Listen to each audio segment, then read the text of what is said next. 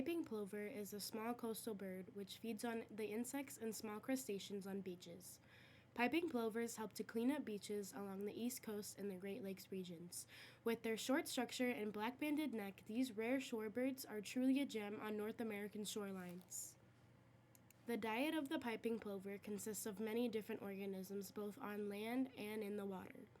On the shore, insects like small beetles, water boatmen, shoreflies, midges, and more are a part of the piping plover's nourishment, while marine worms, crustaceans, and other marine invertebrates make up the shorebird's diet from the water.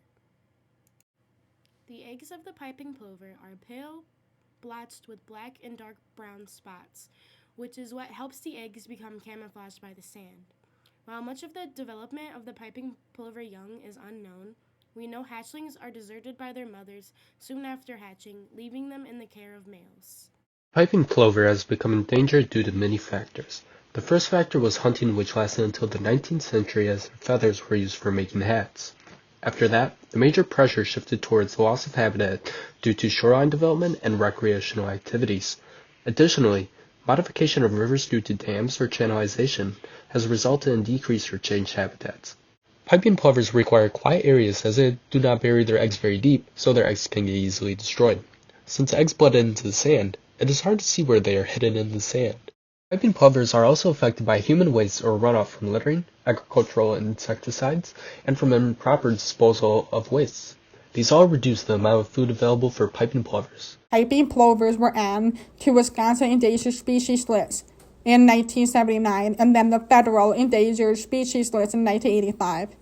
This is when the efforts toward conservation of their habitats began. The piping plover requires quiet beaches with at least 0.12 miles of shoreline with sparse vegetation and plenty of protective covers or nets to chicks. Numerous conservatories in the United States have been working to help to create and maintain these types of habitats. The piping plover could live near and around the Great Lakes, so one of the most endangered bird species in North America. In 1986, the wild population crashed to just 17 pairs.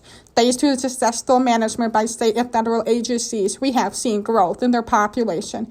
However, they are still critically endangered, just with 70 pairs counted in 2021.